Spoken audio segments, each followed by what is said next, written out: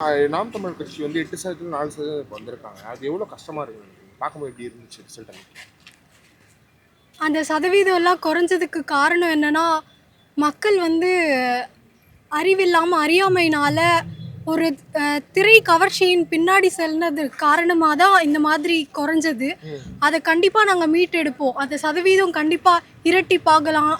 அது அதிகமாக ஆகும் கண்டிப்பாக அந்த சதவீதம்லாம். அதுக்கான போராட்டங்களை தினமும் எடுத்துட்டு இருக்கோம். ஏன்னா சீமான் அவர்கள் கிட்டத்தட்ட இந்த ஆட்சியிலேயே கிட்டத்தட்ட ஒரு 500 600 போராட்டங்கள் பண்ணியிருப்பாரு வந்து ஒரு 5 வருஷத்துலேயே. அப்படி மாறாத மக்கள் வந்து திரைக்கவர்ச்சிக்கு ஓட்டு போடுறாங்க, காசு போட்டு போடுறாங்க. இதை தாண்டி என்ன பண்ணணும்னு நினைக்கிறீங்க? இதுக்கப்புறம் நாம் தமிழர் கட்சி சீமான் அவர்கள் என்ன பண்ணணும்னு நினைக்கிறீங்க?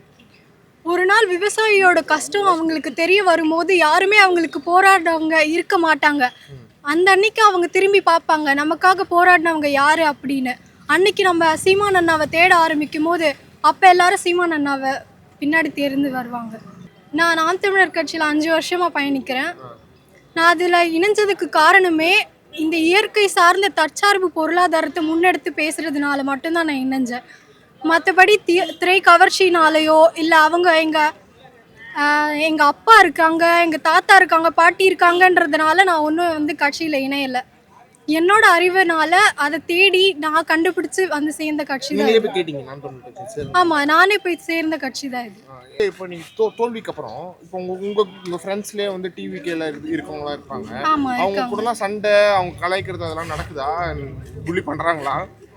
அந்த மாதிரிலாம் இருக்கும். ஏன்னா அவங்களுக்கு அறிவு அந்த அளவுக்கு இல்லைன்னு தோணுது.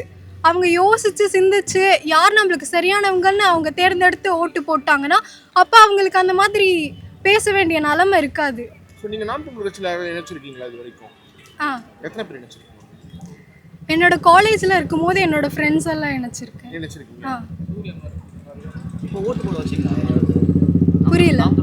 என்னோட கல்லூரி நண்பர்கள்லாம் ஓட்டு போட்டாங்க.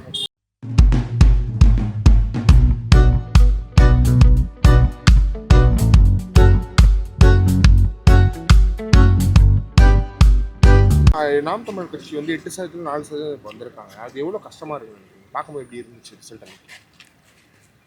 அந்த சதவீதம்லாம் குறைஞ்சதுக்கு காரணம் என்னன்னா, மக்கள் வந்து அறிவில்லாமல் அறியாமையினால ஒரு திரை கவர்ச்சியின் பின்னாடி செல்னது காரணமாக தான் இந்த மாதிரி குறைஞ்சது.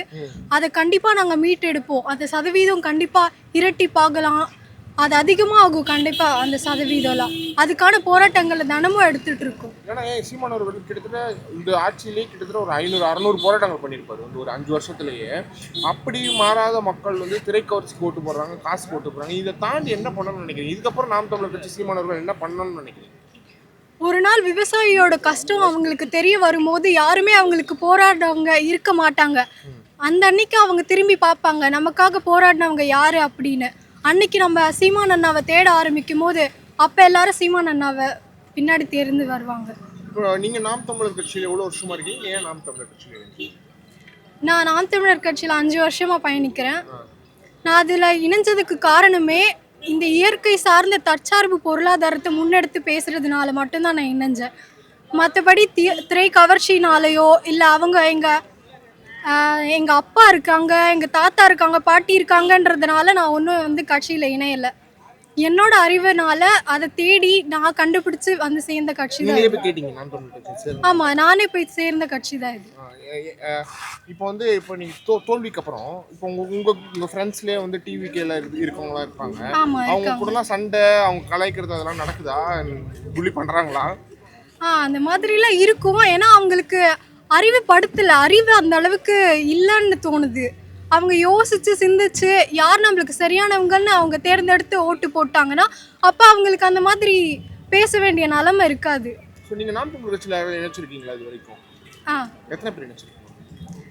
என்னோட காலேஜில் இருக்கும்போது என்னோட ஃப்ரெண்ட்ஸ் எல்லாம் நினைச்சிருக்கேன். புரியல. என்னோட கல்லூரி நண்பர்கள்லாம் ஓட்டு போட்டாங்க.